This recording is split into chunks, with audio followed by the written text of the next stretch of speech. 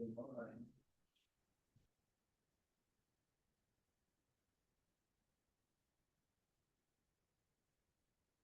we're ready to hear Stephen Miller. I'm not going to tell you who he is, but he's going to talk about a rectangle game and how to go from ringing games to art.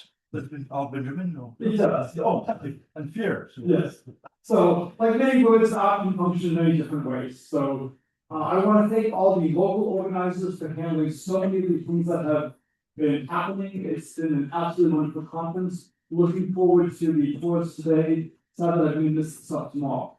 So, what I want to do today is I want to talk about work that I've been doing with a lot of students as well as family members over the years, and try to give you a sense of just the sheer fun that this subject can be.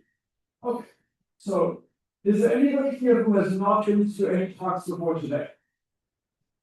I'm trying to get a sense of you for the public lecture, how public is the public lecture? So I will then keep it at a slightly higher mathematical level. Okay, excellent. It's not clicking, so it was clicking a moment ago. Public. Okay, so many thanks to all the different organizations that have funded us over the years. I have a lot of students who I've been working with, and just listing the ones who are here in person right now. And some of them will be talking shortly. So this talk was supposed to be given by Art Benjamin. If you have one of the earlier programs, you might have had his name. He had a phenomenal opportunity arise. He had the opportunity to give a one-man off-Broadway play. And when something like that happens, you take it. And so, he is missed, but you can see he is at least talking about things related to the Fibonacci numbers if you look closely at this picture. So he is doing a very good job of disseminating our work to a very wide audience. So I want to start with the rectangle game. If you've seen me play this game before, just say silence a little bit, don't ruin it for other people. My daughter has a rule when we go to elementary schools to do stuff. We are allowed to mislead, but we are not allowed to lie. Alright, so let me explain the rules of the game. So I love rectangles, it's one of my favorite shapes. You get rectangles from squares. And so here's how it goes. So we have n by n square for each integer n. Due to the constraints of the screen, I'm only going to show the first couple. And the rule is as follows. You have to put these squares down one at a time on a flat table. You can't put one on top of another. And at every moment in time, the shape on the table must be a rectangle. Okay, so if I put down a 17 by 17 square in honor of the last lecture, that would count as a rectangle. So I can form a rectangle with one square. If anybody can form one with two squares, where you have one of each, I will give you all of the registration money and all of the money people have been giving me in exchange for various stuff on the guideline. It's a really good deal. And it's a lot of different currencies. So almost anywhere you go in the world, people have money at this point. Can anybody do two rectangles? Two squares to make a rectangle? Where are guys then?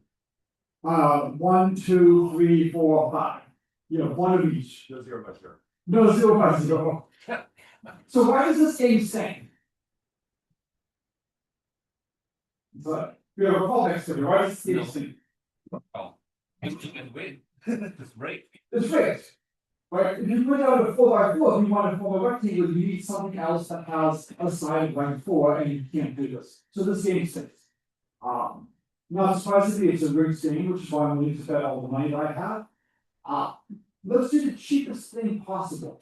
I have to give you at least one more square to make it interesting. So I'll give you a 1 by 1 square. Can anybody see what to do now? Alright, so what should we do?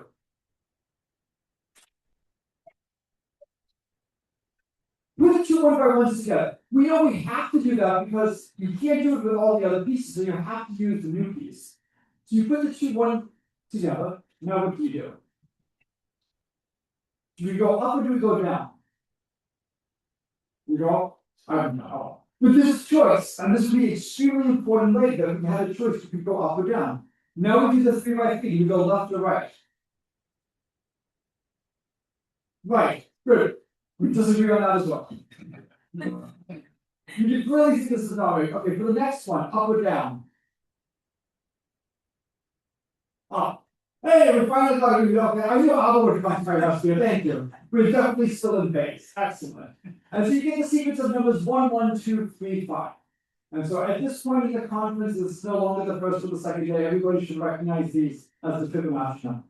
So I've done this game going all the way down to kindergarten classes, where I take squares that I've made out of Legos or out of plastic or whatnot, and have the kids play with it. And the kids discover independently the Fibonacci pattern. They discover the tilings. It's absolutely wonderful. They quickly realize that each one is the sum of the previous two, and they start generating them. We have addition challenges to see which kids can calculate the highest number in a short period of time. My daughter and I have the record for the largest USD Fibonacci tiling ever made. It's over 30,000 USDs. We're going to try to beat it with the local high school next year. One of our friends has just become an arts teacher there. We've also made a cake version of this. So one of the things I love about the Fibonacci's is you don't need a math PhD to start asking good questions and improve results. So what patterns do people notice in the sequence? And it's okay if the patterns have been said in another talk, that just means you might be paying attention, we always love to hear. Does anybody notice any patterns? Yes. A number of keys. I'm sorry. Number of keys. Okay. Keys. Oh, it never repeats. Okay, it never repeats. Yes. Other patterns. I'll look at my colleague from STEM. Yeah, there you go. Modular arithmetic. So if we look at it, mod 1, mod 2, mod 3, mod 4, we will eventually see that it repeats. And we've heard lots of talks about stuff like that. So not surprisingly, the young kids first noticed the odd, even, and we were able to quickly prove why this works. It's wonderful to be able to get people at a very early age involved in stuff like this. And so the proof isn't too bad. So if you haven't seen it before, A equals B mod n means that A minus B is a multiple of n. If you add two numbers and then take the remainder, that's the same as taking the remainders, adding and taking the remainders. And so the quickest way to see that it's periodic is pigeonhole or the box principle. If I look at n squared plus 1 possible pairs, there's only n squared possible pairs. I have n choices for the first, n choices for the second. So at least two of the pairs have to be the same. And once two of the pairs are the same mod n, they have to keep repeating from that point on. So we know we're going to repeat. It's a really fascinating question of what is the period as a function of number n. We've heard lots of talks about that and lots of consequences. What other questions can you ask? So, I'm just going to leave this over for a minute or two because this is how I get research problems frequently. People say things I haven't thought of. So we look at the Fibonacci numbers modulo 2. What else could we ask? Modulo 3. Right? So you can look at it modulo 3, modulo n. How does the period depend on n? How many distinct residues are seen? How often is each residue seen? So lots of great questions you can ask. So hopefully people have seen Pascal's triangle before. If you know the Fibonacci numbers well, you can see where the Fibonacci numbers are hiding in here. Here's a nice pattern which most people have probably seen, but maybe not everybody. So I'm going to put a black dot if my number is odd, and I'm going to delete it if it's even. So if I look at Pascal's triangle, if I had just the first or the 0 4, I guess it would just be a dot. If I look at the first 4, it would be the following. The first 8 would be the following. And if you keep going, you will get beautiful cracking patterns. And there's a tremendous amount of hidden structure going on. I've got two videos that I've made. I'm not going to risk playing with the equipment here, but the slides are posted online. If you want to just play the videos, it's also notated correctly in the video online. And so you start to see beautiful patterns when you start coloring it in the different congruence classes. So this is part of the art portion of the talk, just looking at all these wonderful hidden structures and all the stuff that is emerging. Most people have seen this before. This is a beautiful proof by pictures for the sum of squares of Fibonacci numbers.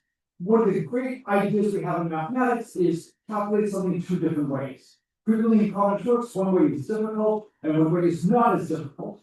And you can use that to get some nice results. And so here, we can calculate the area of the rectangle two different ways. It's the sum of the areas of the squares, or it's the length times the width.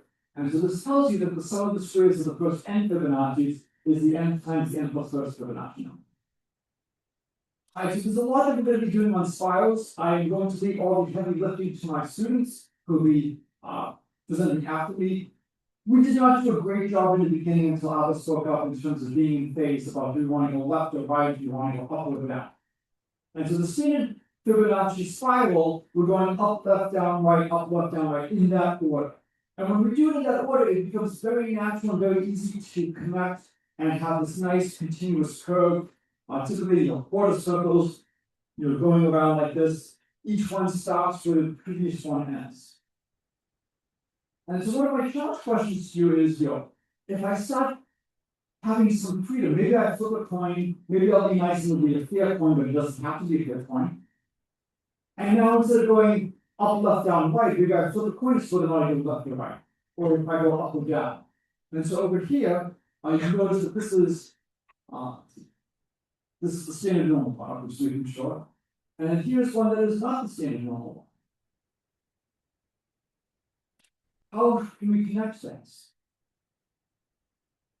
And so we're running a little bit behind in time, so just move back up. I'm not going to do some experiments where we're going to give everybody some graph paper and try to have you guys come up with suggestions on how to connect things. So this is one of the suggestions my students came up with. I'm trying to see where my students are right now. Are you going to be talking about the outlook of this? Okay, so they're going to talk about the outlook of this. I'm not going to say too much about this, other than it at least connects them and it goes in the order that you're supposed to hit. But there's more than one way that you could choose to connect. Can anybody look at this and the beautiful, I'm not trying to bias you, beautiful Fibonacci spiral over here, and this new kind of curve we have here? Is there anything about this curve that bothers you? Yeah, okay, good. What things bother you about this? No way my students will hopefully be able to address your concerns. That you have at least 20 minutes to think about it. So what don't you like about this? Yeah, you have several ways of doing it. There's several ways of doing it. So the first question is there a canonical way to connect? And if you want a canonical way to connect, there has to be some kind of property that you care about. So when you look at this curve, what property does this not have that you might like that the original spiral had? Yes. Quarter circles. Yeah, it doesn't have quarter circles anymore. Anything else bothering you about this? Not even ellipses. No, any ellipsis? You can then talk about it, not me, so please pile it on.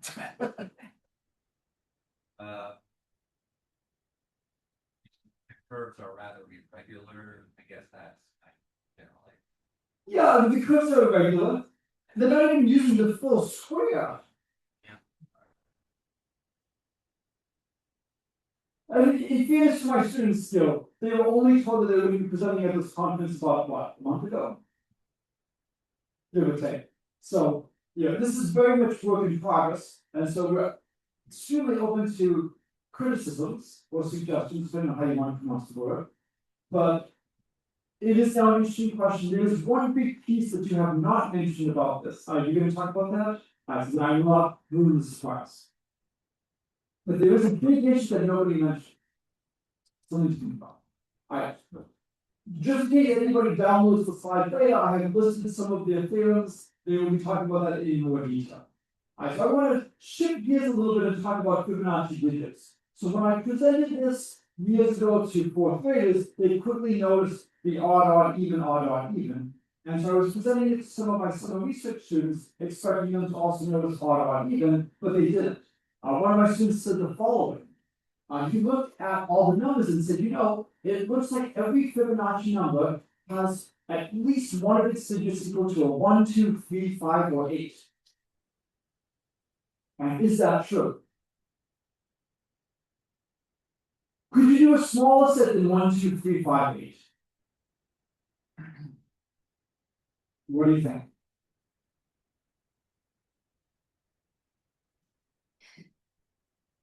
Is it possible to use a smaller set than 1, 2, 3, 5, 8 and still have every number have one of those digits? Okay, why not? Because there's 1, 2, 3, 5 million. Yeah, we got 1, 2, 3, 5, 8. So I remove one of those digits, I'm gonna have trouble in the beginning. So you can always switch to every sufficiently large Fibonacci number. Maybe it just has a 1 somewhere as one of its digits.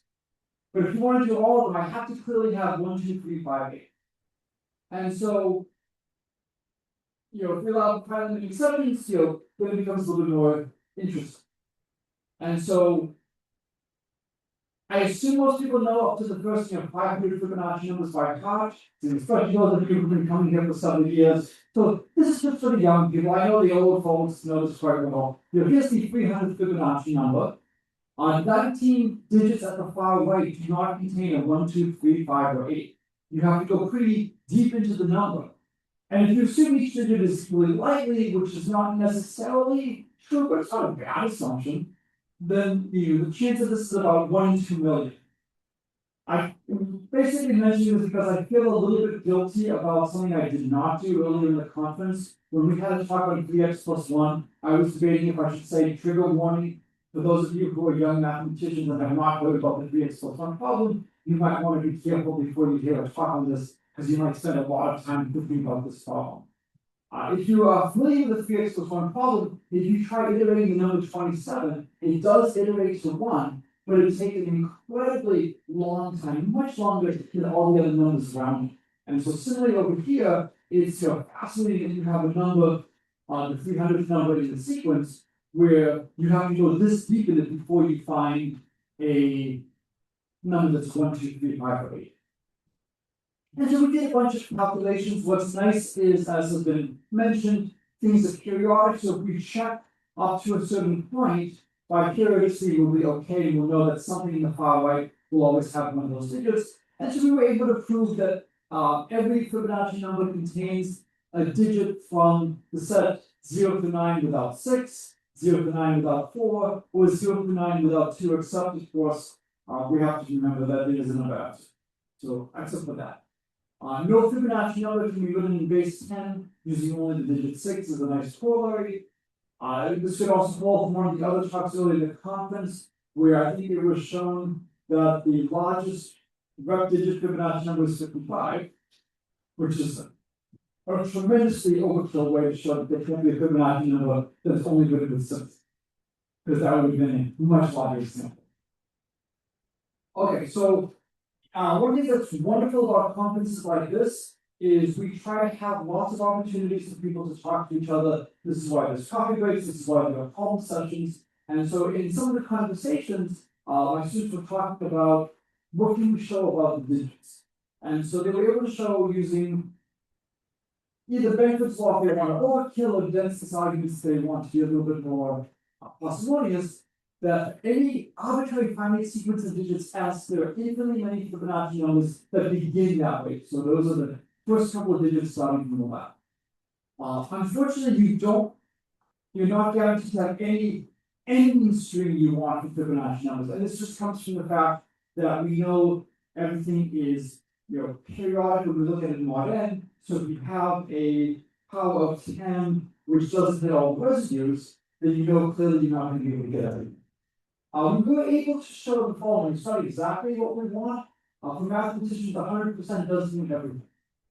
So we can show in the limit 100% of all Fibonacci numbers have at least one of their digits, whatever you want to. Or in fact, if you give me a string of numbers, the first 10,000 digits of pi, eventually every Fibonacci number will have that embedded somewhere in it. But that doesn't mean every number. I'm sorry, if it does everything, that's wrong. 100% will happen. That doesn't mean everything. Alright, so for the last part of the talk, I want to switch to a different topic and try to connect something I started with my kids years ago with some of the things I've been seeing in a lot of the different talks. So hopefully nobody here has seen this one before. So this is the M&M game, or how I learned to answer questions and help my kids solve math. So I love to multitask, and years ago my kids were at this is being recorded. Sorry, myself. They were at a wonderful daycare that had plenty of age-appropriate challenges for them, and there was never any reason for me to pick them up early and try to do injection. And so I've written 2 papers on this already, one with my children and some of my students, and another in the Polymath Junior Online Program with the students of one of my colleagues. And then this just gives me a quick opportunity to do a plug for the Polymath Junior. We've already heard a talk on the first day by my colleague on second-order dividend numbers, which was done with the Polymath Junior students. So during the pandemic response, I serve on a regional school committee, and I mentioned to my colleagues maybe we should have a plan B. This was in late 2019, in case this COVID is worse than anybody says. Oh, you're being paranoid, Steve. I talked to the mathematicians who run some research programs, like, you're right, we should have a plan B. And so we came up with a Polymath Junior program. It's an online program where it is not as good as an in-person program, deliberately so. We have over 300 students, I think, this summer who are doing it, who've run every year even after the pandemic. And it's a great way to give people all over the world opportunities. So it's open to people all over the world. We are always looking for people who are interested in helping to mentor groups. I've got another colleague here who is mentoring the group with me. And so if you're interested in more details about this, either as a mentor or for your students, please let me know. It's absolutely wonderful experience. If you have graduate students who I want to do something like this, we have opportunities for them to learn how to be mentors. So when my son was 4 and my daughter was 2, he asked me one day, if you're born on the same day as someone, will you die on the same day as? This is a great question. How do you explain randomness to 4-year-old? Well, I have an advantage that most people don't have. My wife is an identical twin. Look, Aunt Sarah's dead. No, you're not going to explain randomness to a child that way. Not the best way to explain randomness. So he came up with another way. So I had a bag of M&Ms on me. And so the 5 M&Ms to myself, 5 to my son, 5 to my daughter. Well, actually, that's not a lie. Do you think I gave the M&Ms? If you look at the picture? No. Different kids wanted different colors. I got what was left over. My daughter really wanted the blues, my son wanted an alternating paragraphs. And so we each had 5 M&Ms, we each had a coin, and we were 1, 2, 3 toss. And if the coin lands on the heads, you eat your M&M, and if it lands on the tail, you don't. And so the question is, what's the probability we all end at the same time? So basically die. And so that's one natural question to ask. What's the probability of time? And then there are other questions to ask.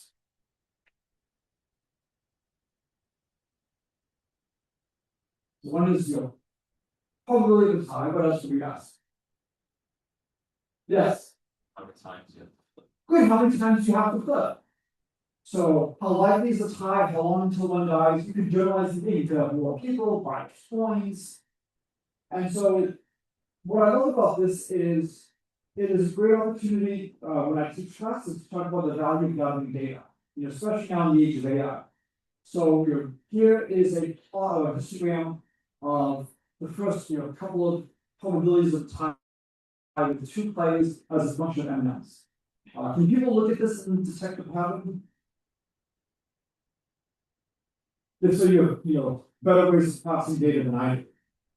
And so what's a good way to look at data? How you present data really matters. And so it's hard to predict what comes next from something like this. But if we do a log transform, this is much easier to look at. So what does this shape look like? Straight line. Straight line. Do you think it's a straight line? Do you think it will eventually be a straight line? Yeah. And so the problem is it's not quite a straight line. So if you look at the very beginning, those first few points are going to pull things off, especially if you use something like the method of these switches, where errors get magnified. So it's much better to have a lot of small errors than one large error. And so if you try to look at the best fit line and calculate what's the probability of a tie with 220, looking at data up to 110, it says it should be 0.0127, the answer is 0.0137. It's not terrible, but it's not quite a noticeable amount. If we just look at the last 50 data points, I'm not going to just zooming in, the technology is working right now. Can people see that there is a red line going through the blue dots? All right, that's how good the fit is. And now you see that the prediction is 0.01344 versus 0.01347. So it's a really nice justification for how good simulations can be in terms of trying to figure out what's going on. So I'll explain where the formula comes from in a moment, but this is the probability of a tie. How many of you remember your hypergeometric functions? So if you remember your hypergeometric functions, this simplifies to 2f1 kk 1 4, it's obvious. And so we have, in some sense, a closed form expression for this, but for most of us, just because I've written it down with the name, it doesn't mean I've written it down in a useful manner. So if you would come up with a useful way to look at this infinite sum. So I mentioned that I would say where it came from. Well, there's four possibilities. On a given term, either both Cam and Kayla eat an unknown, just Cam eats, but Kayla doesn't, just Kayla but not Cam, or neither eats. Each happens 25% of the time, and that's where the formula comes from now. So if we want to have a tie, then we can break it up into this tie exactly n tosses n, where n could be k plus 1, k plus 2. It can't be shorter than k because they both start with k and s. So if we want to have a tie up to n tosses, then the nth toss for each one of them has to be a head, and that's where the 2 1/2 come from. And in the first n minus 1 tosses, each one has to have exactly k minus 1 heads. So that's where the n minus 1 to k minus 1s come from. And because it's a fair coin, these are just 1/2. So you can see this won't be too bad to generalize the biased coin. Unfortunately, this is an infinite sum. Does anybody see where to make the infinite sum a finite sum?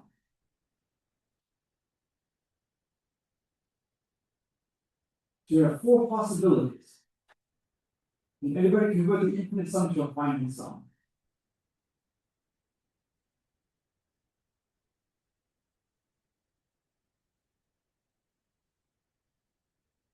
Yes. Just change the infinity to when the k minus 1 exceeds the n minus 1. For Coefficient not 5. k is fixed. K is the number of n they start with. It's n that's changing. We're calculating the probability of a tie with n tosses. Maybe so that somebody always eats. If neither one of them eats, it's like it didn't happen. So this is a great introduction to memoryless process. Chess is not a memoryless process. It's more than just the state of the board. It's how did you get there? Because if there's a threefold repetition, it's a draw.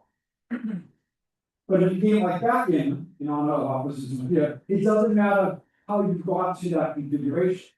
When you're in that configuration, you have a given probability. So over here, if neither one of them eats, we just pretend that didn't happen. Don't count that as a toss.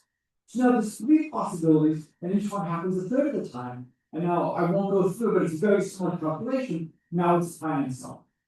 And finite sums we can handle either by brute force if we have to, or hopefully by being a little bit clever.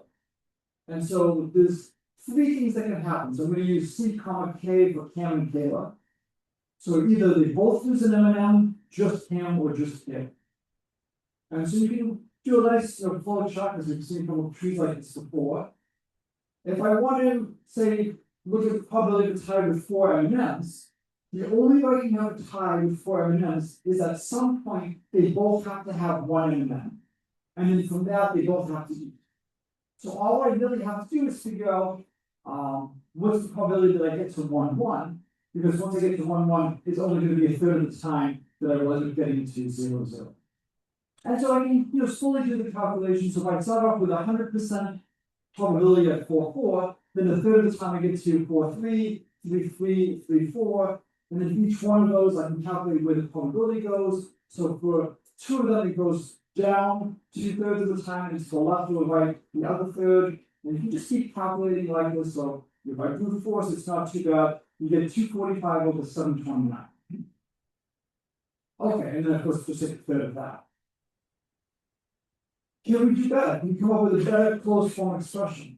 So we've talked about Benet's formula many times. There's lots of ways to prove Benet's formula. I think my favorite proof is the method of divine inspiration.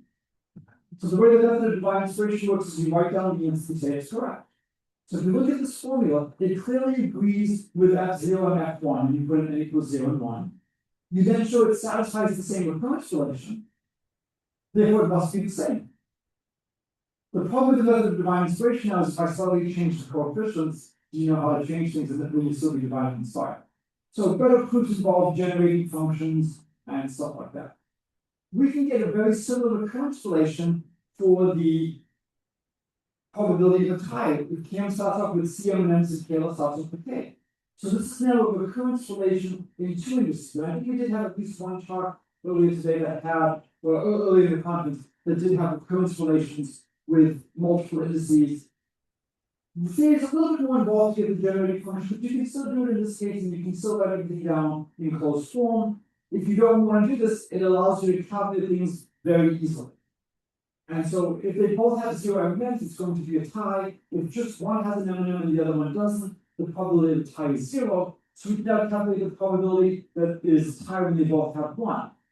Similarly, if one has two and the other has zero, we know that there's no chance of a tie. And so now we can calculate the probability of a tie when one has two and the other has one, and then use that to get the probability of a tie when they both have two. So you can just keep marching down like this without any trouble. So this is somewhat related to the catalog numbers. So the catalog numbers count how many paths are there from 0, 0 to NN, where you only can walk either east or north, and you can never cross the main diagonal. So basically, your steps are just either 1, 0 or 0, 1, and you can't cross the main diagonal. Ours is a little bit different. It's a generalization because now we can also do the step 1, 1, and you don't have to be below the main diagonal. Okay. So I just want to end with some remarks about how to prove things and the dangers of using computers. So I calculated the probability of a tie for a couple of different numbers of M&Ms. So I'm recording the values of 1 through 8 over here. Does anybody see any patterns in the numbers? Denominators are powers of 3. Good, denominators are powers of 3. Is there a nice? Can you tell me what power of 3 is?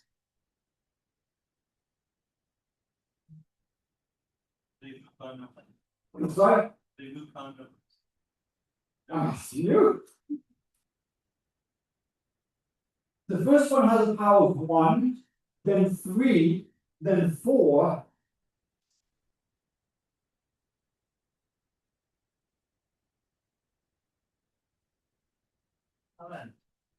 Yes.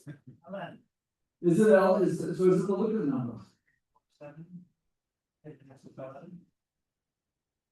So there's the next 11.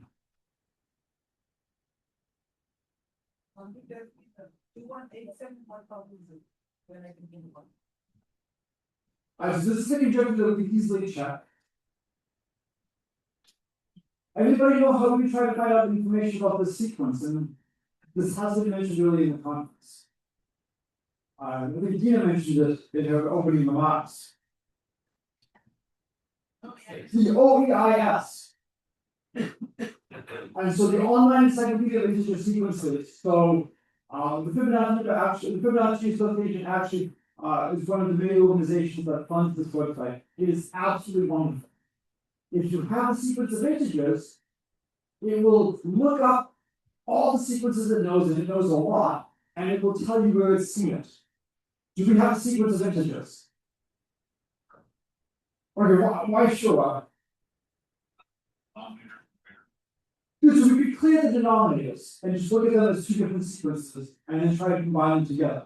Or maybe what we could do is we could multiply by 3 to a power, which is essentially clearing the denominators. And so when we do that, we multiply by 3 to the 2k minus 1. So that's the power of 3 in the denominator. It's the 2k minus 1. Do you believe it that's 2k minus 1 when you look at this? If you change the numerators, and this is the problem sometimes with using computer programs. What did the computer do that it should not have done? It simplified. And so because the computer simplified, it actually hid the pattern a little bit as to what was going on. And if you don't do that, it's not the Looking numbers, it's actually 2k minus. And so when you feed that in to the online encyclopedia of integer sequences, it's absolutely wonderful and says, yeah, actually, I've seen that before. It's the coefficients of 1 over the square root of 1 minus 10x plus 9x squared. And it lists a bunch of things that knows about it, and the very first thing is the number of paths from 0, 0 to N0 using Solid. Yes, I can see that this is very similar to what I'm doing. They've normalized the steps in a different way, but it's definitely looking at the same type of problem. And so I've written lots of papers where I've used the OEIS. I've given talks to graduate students about how to write papers using the OEIS. If you have an idea of what you want to prove, you're often going to have a decent chance of being able to prove it. So your Benet's formula, the method of divine solution, I know what to try to prove. If I have that in front of me, I can do the deduction because I know what the ingredient is. But if I don't have the formula, it's going to be much harder. Anyways, so I've loved working on this subject for years. What I love is I can work on it with everybody from my children to my students to my colleagues. No one is too young to ask good questions that lead to good papers. This came from a question my son asked when he was 4. And I've been working on this with many people over the years. It's a lot of great opportunities to talk to students about what is it like to do research. How do you balance doing theoretical work and doing numerical work? How do you use computations to gain some intuition as to what's going on? I'll conclude with one of my favorite quotes, which my students know quite well. If all you have is a hammer, pretty soon every problem looks like a nail. So there's 2 ways to look at this. One way is if you are good at something, whatever somebody gives you, you try to find a way to make it match your skill set and you use your hammer on it. A better way to look at this is nothing personal about anybody in the audience here or anybody listening by Zoom, but if I have to bet on some of the greats of all time mathematics and elementary number theory versus you, probably going to go with the greats. It's going to be very hard to find something that people have missed over the years using the same tools as anybody else. If you take your training and go to a field that hasn't used those tools before, you have the opportunity to do a lot of tremendous things. So I have written a lot of papers outside of number theory using number theory techniques. I've written a paper in marketing where I use some number theory. And that is not something that people who go to business school are typically trained in. And so if you go to the land of the screwdriver, if they could have solved it with a screwdriver, they wouldn't. So anyways, so thank you very much. I've been really speaking English and maybe even fly.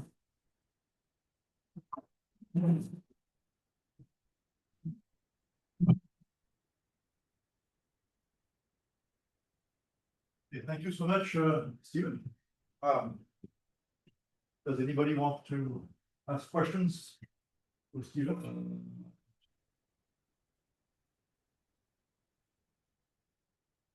We can save all the questions for my students. Absolutely fine. So 4 years old was the young. I know my daughter was still. Yeah, so if we don't want my son to live that down, by the time my daughter was 2, she was already writing papers. Yeah, it was 4.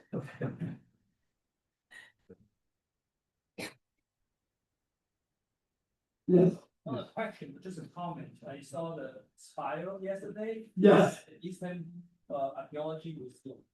Oh, nice. Check it out. We're- Yeah, archaeology museum. That's what's So there's the comment from the audience was that the Fibonacci spirals on the Istanbul archaeology museum. Yeah, very close to the PublicLecture palace. was that on the outside? No, That's inside. Okay, inside. Did it say how old it was? I didn't take a picture of that. Okay.